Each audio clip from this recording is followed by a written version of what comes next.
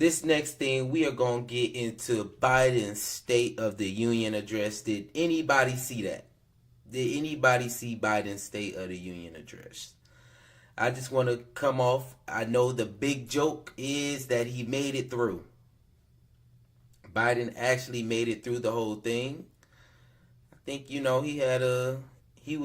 he spoke well. I think he spoke well. Especially since a common thing is that he can't be up on stage for more than 20 minutes without feeling like he is about to pass away.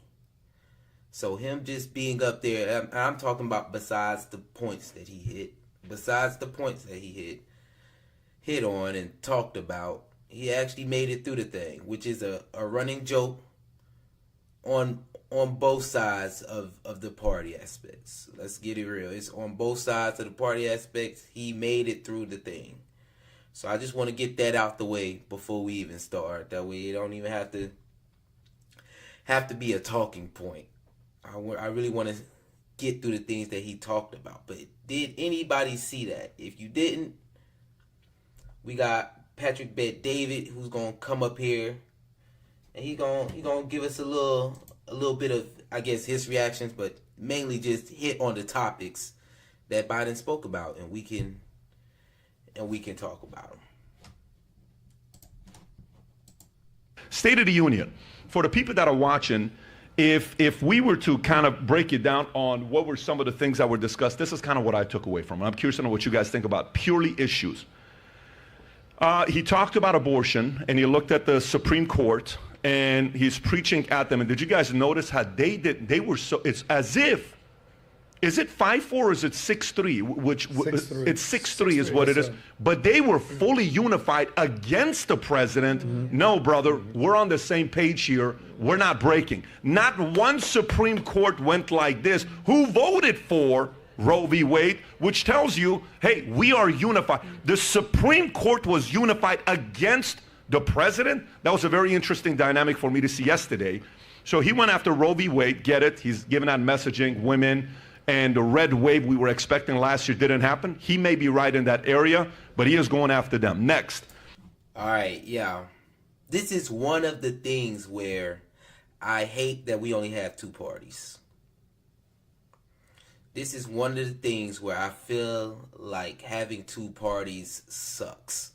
Because you can only be on either side. And each side to me has things that I like. Each side has things that I don't like. But in these days, in politics, it feels like if you pick one, you're for all of this. And if you pick the other, you're for all of that. Which that might not, for many people, be their beliefs. You really end up having to pick on the topics that you feel are the most important, I would say, to you at the end of the day when it comes down, or this society, what's going to help the most. Both sides aren't 100% right. Both sides aren't 100% wrong. Which is number one reason topics like this, the Roe v. Wade, it's just the topics that I hate, that it's all or nothing, for both sides. And I think it really dampens what America has going on, because this is the stuff that people see in Europe, y'all, and they think that we are a clown show. And trust me, people in other countries love American politics because they think that it is a show. Anytime I'm in Europe, I get asked about politics, no matter what's going on. No matter what's going on, they take it as some entertaining stuff, and they just want to get your picks on it. Then he talked about the what do you call it, supporting the next big war, which is what? Ukraine. Hey, what makes you think this is where he's going to stop? And what if after Ukraine, you think he's going to stop there? And, maybe he's alluding to the fact that he's going to go after Poland or whatever else is going to be the next thing he's going to do. And he's getting more of these guys to give more money $60 billion to Ukraine. And then he's saying if the border really matters, then do something about it. Yet out of the $118 billion, you call the border bill, only 20 of it, 15, 16, 17% of it is going to the border, and the other money is going to Ukraine. So you care more about the Ukrainian border than the U.S. border, while we're getting how many people that have already come here? Give or take 10 million people. And we saw what Egypt did to their wall, and that beautiful wall they built in Egypt and Israel. And we even broke down the math on what it was and how much it would cost for us to build it. We broke it down to $4.8 billion. And we even said America likes to overpay. $20 billion, you can build the same exact type of a wall to protect the southern border. Right, we're not having that kind of conversation. Yeah, wonderful wall these guys built there. In Egypt. And then the other thing that... Yeah, y'all, that wall right there in Egypt looks crazy. They are not playing. Anyway, like I was saying, that Ukraine's part that he had in that speech, State of the Union address, I'm not going to lie to y'all, I did not like it. I did not like it. It seems like he's prepared to go to war. It seemed like that's what I was getting from it. Not we need to protect them.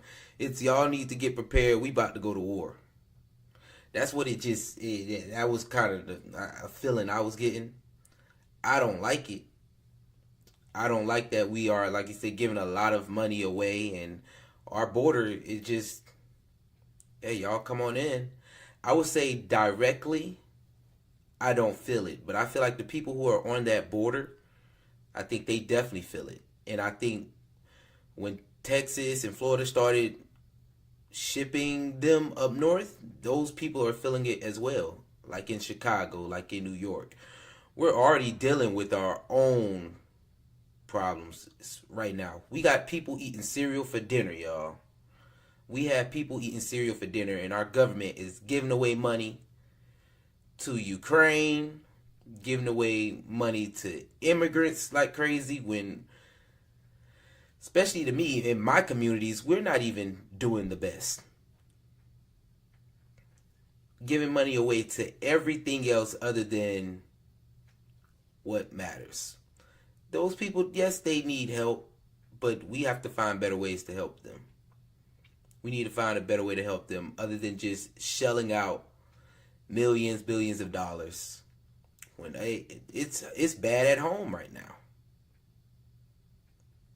It's bad at home right now. I know he was saying, we are world leaders, so we have to do worldly things. Yeah, but I know a lot of people like, we have to dial it back. We have to dial it back.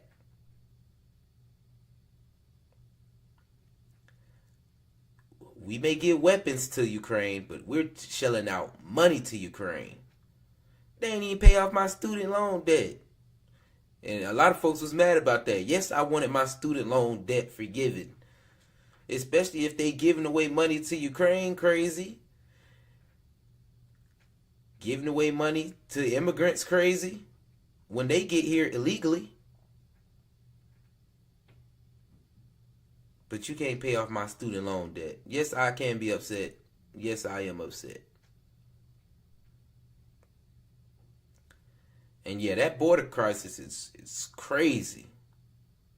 It is crazy. We have a lot of people just walking in. But I feel like it also hasn't hit where I stay, my community, as bad as it is affecting our neighbors in like Texas, New Mexico, things like that. That he talked about is somehow defending transgenders. I thought I was confusing. You know how small of a community that is to talk about that. And last but not least, I mean, obviously there's other issues. One of the things that was so confusing was this. Do you know how much billionaires pay in taxes? And everybody's saying their numbers. He says it's actually, I think, it's at 8.2 or 8.3%, whatever number he said. He says, do you know what would happen if we can tax billionaires? 25%. That would allow us to get $500 billion the next 10 years. Imagine that. And I'm like, bro, you print a couple trillion. Yeah, yeah. If we tax them, is the money coming to me? Or is it going to go to Ukraine? That's my question. If we are taxing billionaires 25%, Is the money coming to me? But here's one of the things about most people who are billionaires, y'all. They own businesses that keep our economy going. Most people don't think about this. They pay taxes in a lot of other things other than just their wealth. The things that they're doing for the economy helps push the economy. It's why we have jobs. It's why we have jobs. They pay employee taxes.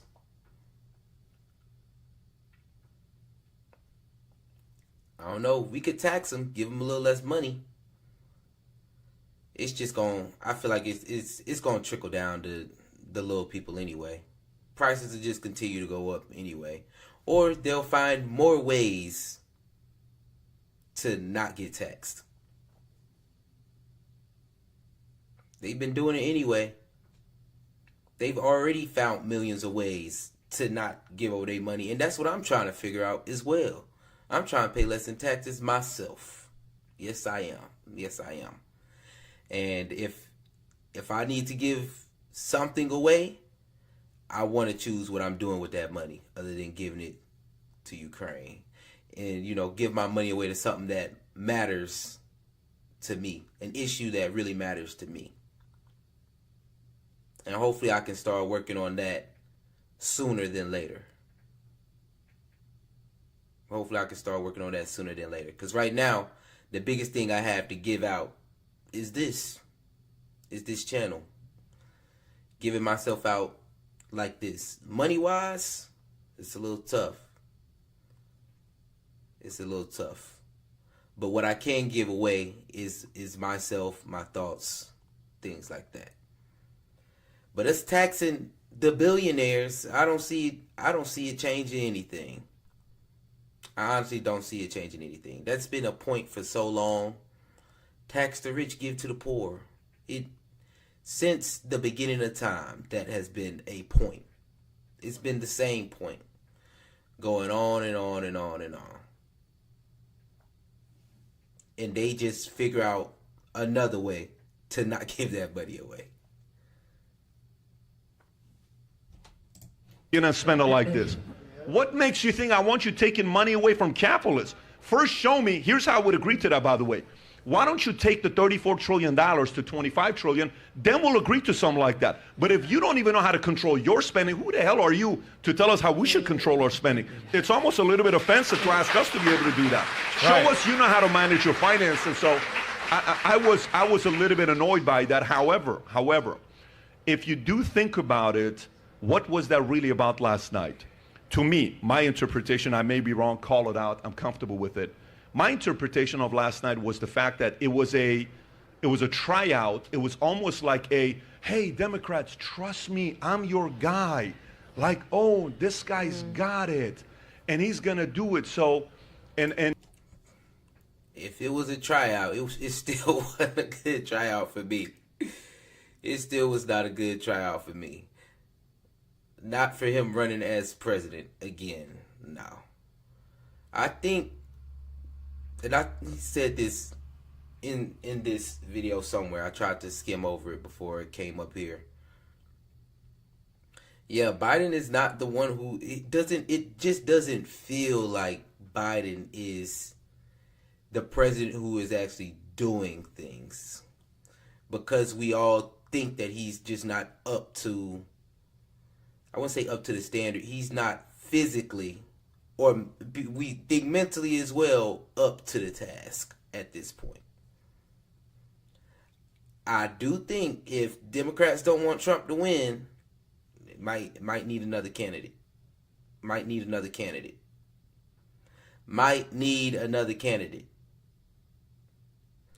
This tryout, like I said, it was a lot. When I watched it, it was a lot of, and this, yeah, they stand up, clap. And this, yeah, they stand up and clap. It might have been his tryout. This what we done got done. This what we doing. And this is what the other side is doing. Boo.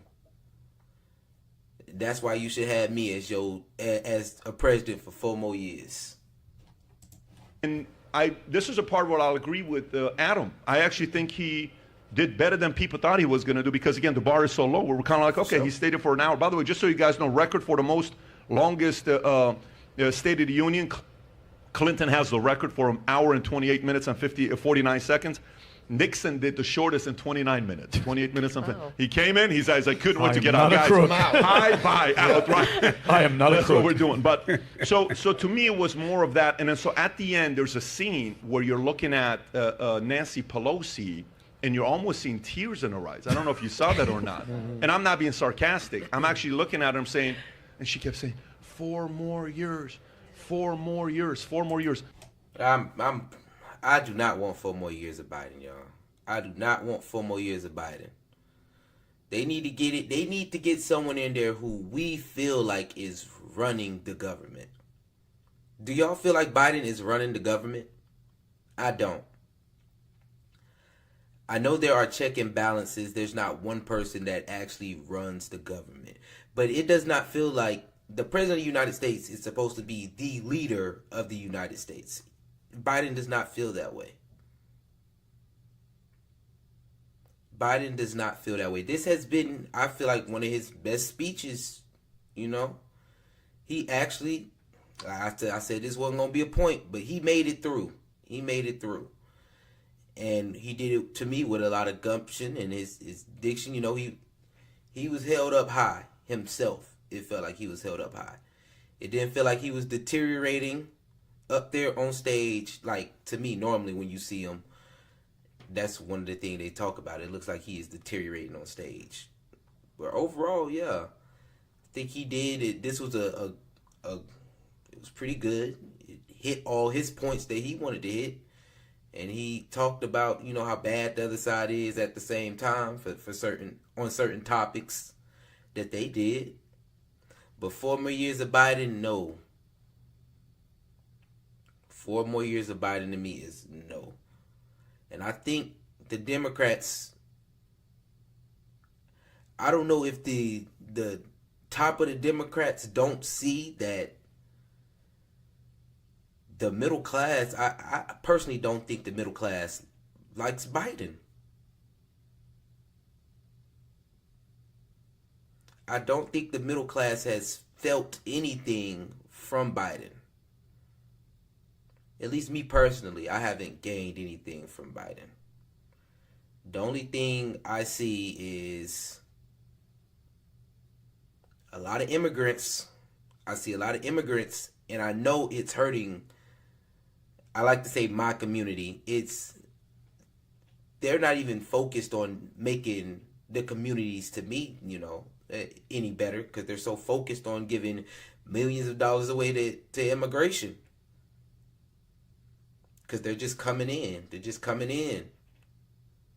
And that's more what they're worried about. So 4 more years is a no from Steve. I do not want 4 more years of Biden. Republicans, let me kind of give you a little bit something for you guys to be thinking about from my perspective. Why are you upset? You should be very happy that it's not Newsom or Michelle Obama. You should be rooting for him right now. Republicans behind closed doors should do what the Democrats did, and they're like, no, we want Trump to run when they wanted him to run in 2020 because they, you know, all the stuff that they were doing. No. You want Biden to be running because Biden has nothing to be running on right now except for a couple different things. The average family is getting destroyed. The average family is worried about the border. Here we have Jen Psaki and Rachel Maddow on MSNBC. Rob, if you got this clip, laughing, saying, did you guys see the Americans are worried about the border as if that's a real issue? What? Like, who are you to think like to you it's not an issue because you're living in a bordered building that's secure and you're thinking the American people are not worried about it? What an elitist you are to look at us and talk to us that way. Rob, I don't know if you have that clip. If you do, play this clip here. Watch this here. I mean, if you look at some of these exit polls, I mean, I live in Virginia. Immigration was the #1 issue. I mean, again, these could change in Virginia. Well, Virginia does have a border with West Virginia. Very contested area. Build a wall. Like what? Yeah, see, I'm telling you, immigration is something that normal people everywhere are talking about now. I don't remember immigration. Now when they were saying build that wall, we were still talking about it. But I feel like now we are feeling the things that they are showing us makes everyone feel like, okay, this is why this was being talked about. This is why this is being talked about, because having open borders is just not it's not safe. America's already huge. America is huge. It's huge. So the fact that we are talking about this because we feel average Americans don't feel secure about certain things, you know, it's not good. It's not good. I don't know. We have that wall like it looked like in Israel. That is a hardcore wall. That is some hardcore wall building. And if that's the wall they talk about, I'm like, gosh, Lee. But we have to sympathize with Texas, New Mexico. It's happening in California as well. Arizona, all the bordering. That's how they coming in. We have to sympathize with them. And those people, they're from Virginia. They're not gonna have that problem too much. But I guarantee you, if Texas starts sending immigrants to Virginia, I bet that smirk would not be the same. It would not be the same. Because when Texas started doing that to Chicago, and I seen average black Americans start complaining, I said, oh yeah. Oh yeah. Mind you, they're laughing, and just a couple of days before that, an 11-year-old girl was raped and killed by an illegal in her Virginia, and it's not a problem. That's ridiculous that she's saying something crazy like that. Yeah, but it's condescending to Big not time. think that. So to me, for the Republicans, I'm on Jesse Waters. He's asking me these questions about Biden. How did you think he's doing? He was on Seth Meyers. He's on this. I'm like, awesome. You know what I'm saying? Keep going. This is good. You want him to be the candidate? Because 2024 is not 2020. It's a very different thing. 2020, there were people that hoped, guys like yourself, were hoping that Biden maybe bring in peace to America and maybe the temperature is going to come down. The temperature went up. He didn't bring the temperature down. And this is you didn't vote. You voted in 2020, the Dems and some of the independents in the middle, assuming he was going to bring it down. Now you have proof for 3.5 years he was not capable of doing it. This is not going to be the same 2020 election cycle we're going to have in 20. My guess is it's going to be very different, and you want Biden as a candidate, not Newsom or Michelle Obama. Tom. You know, the American people. Yeah, I definitely think this is a different go around, especially for me. Because last time I kind of already knew who I was voting for. I already said who I was voting for, and that's fine. But as I get older, like I said, I'm learning more about politics. I'm learning this. I'm learning that. It's more of I feel like this is a harder choice. Before I just voted because of the people I was around, and this is what we do in this part. This is how we vote. I didn't really question anything. So now with me discovering this, discovering that, it's a tougher choice for me this go round. You know, I'm not young and just doing what I'm doing. I actually care about certain things. I feel like I have more in the game than I used to. So it's definitely different this go around to me. We're gonna go ahead and keep this thing moving though. We're definitely gonna keep this thing moving. If you're in this thing, make sure you like, y'all subscribe, and y'all leave a comment. And make sure y'all check me out on Instagram, y'all. I have my Instagram in the descriptions. Go check me out on there, y'all. I am in the process of bringing sexy back. If you don't know what that means, I am in that gym. And y'all can go see my gym journey on there, where hopefully I'll be on this thing at 6 a.m. in the morning with my shirt off by the summertime. That way y'all can see how sexy I'm looking, bringing sexy back.